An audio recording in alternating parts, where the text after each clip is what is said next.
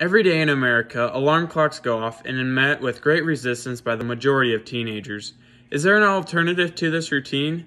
Delaying school start times to 8:30 would be beneficial for students in the areas of academic performance, physical and emotional well-being, safe driving practices, and athletic performance.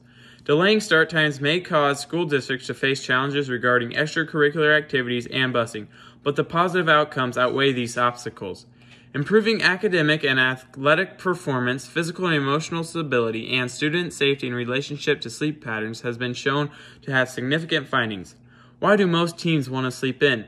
Is it because they are too lazy or too busy with schoolwork and activities, or is social media occupying too much of their time? Yes, those are contributing factors, but it is actually because of the teen's biological makeup. According to Jane Bianche, at the time of puberty, teens have a high rate of growth hormone being produced in their bodies. This hormone promotes the growth of bones and tissues, but it blocks melatonin, which is a hormone that causes drowsiness. This puts the adolescent body on a later sleep schedule. That's why teens stay up late and get up late. So a teen's lack of motivation to go to bed earlier and wake up earlier is not a choice, but is due to the circadian rhythm that has been shifted during puberty. This explains why my struggle to wake up early in the morning is not a lack of motivation, but a response to my natural body clock. Lack of sleep on teens has many effects. When I don't get enough sleep, I begin to feel growly, stressed, and emotional. O'Neill states that teens have an increased risk of depression, anxiety, obesity, and illness. It is hard to reason with friends when they blow up over small conflicts and create drama. According to Gail Gross, teens that lack sleep lose the ability to focus and stay on task. They feel fatigued, may have mental lapses, and may even experience ADHD symptoms like hyperactivity and attention deficit. The stress from loss of sleep causes the amygdala of the brain to enlarge and the hippocampus to narrow. These two processes make decision-making more emotional and recall difficult. I feel my best when I get 9 or more hours of sleep, but many school nights, by the time I finish sports practices and do my homework, I'm lucky to get 8 hours.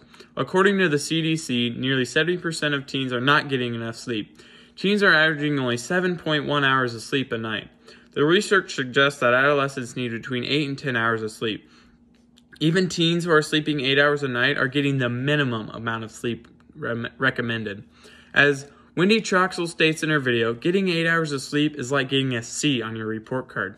Because melatonin in the growing teenager is released at 11 p.m. versus being released at 9 p.m. in adults and younger children, teenagers' sleep schedule lags behind. As Troxel also points out, she says, getting a teen up at 6 a.m. is equivalent to an adult waking up at 4 a.m. This explains why I am annoyed when my mom wakes me up at 6:30 in the morning, a full hour earlier than I'm used to. Not only am I irritated, but physically and mentally out of sync. The benefits of getting enough sleep cannot be underestimated, and having later start times is being discussed throughout the nation. Well-rested students have shown to do better academically. It is known that sleep rehabilitates the brain and helps with memory and learning. Having a good night's sleep makes one more alert, improves comprehension, memory, and creativity. Problem solving and decision making are enhanced. In regard to symptoms of ADHD, well-rested students have better focus and impulse control. A study in 2012 showed that middle schoolers who had a later start time improved their test scores in reading and math. In North Carolina, schools that started later in the day achieved a 2 to 3 percentile point increase in math and reading test scores. The students who struggled were impacted the most. Adequate sleep plays an important role in emotional well-being. The University of Minnesota showed that students who got less than 8 hours of sleep each night had higher levels of depression, used caffeine more often, and were more likely to engage in substance use. The study also showed that car accidents pertaining to teen drivers was reduced by 70% and when schools opted for later start times. Sleep health prevents depression, age, and substance use. The study also showed that car accidents pertaining to teen drivers was reduced by 70% and when schools opted for later start times. Sleep health prevents depression and erratic behavior and helps teens have a positive outlook with fewer mood swings. When I'm well rested, I'm not as quick to lose my temper when faced with a conflict. Inadequate sleep has been linked to increased suicide risk. Getting enough sleep helps keep the body healthy. Obesity in adolescence has become a hot topic. When staying up to study, teens are tempted to eat junk food like chips and pop. Chaput and Dutil found that lack of sleep, inadequate sleep quality, and late bedtimes all correlate with eating too much food, eating unhealthy foods, and obesity in adolescents. Injury prevention and optimal athletic performance has been tied to adequate sleep in teenagers. A study done by the American Academy of Pediatrics found that adolescent athletes who slept 8 or more hours each night were 68% less likely to be injured than athletes who regularly slept less. Not only do teens reduce the risk of injury by getting enough sleep, they also play better. For instance, sleep keeps an athlete mentally sharper and promotes accuracy of certain skills, such as shooting a basketball. In order for teams to get that coveted extra sleep time, schools starting later could be the solution.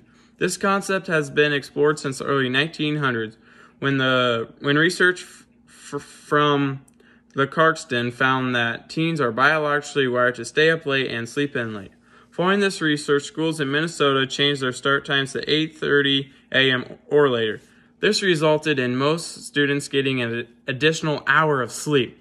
The outcomes were resoundingly positive, with better academic performance, better emotional health, and a decrease in driver vehicle crash rates. This backs up the notion that well-rested students are better learners, safer drivers, and more content as a whole. Arne Duncan, who was the U.S. Secretary of Education appointed by President Barack Obama, declared, "It's completely a local decision, but I'd like to see more school districts at least consider delaying start times." And it seems that it is resonating in many states. Some schools in Connecticut, North Carolina, Kentucky, and Minnesota have already adopted a later start time. I think it's time for Nebraska to explore the idea of delaying start times. As a teenager, I know I would appreciate extra sleep and feel I would do better physically, emotionally, and academically.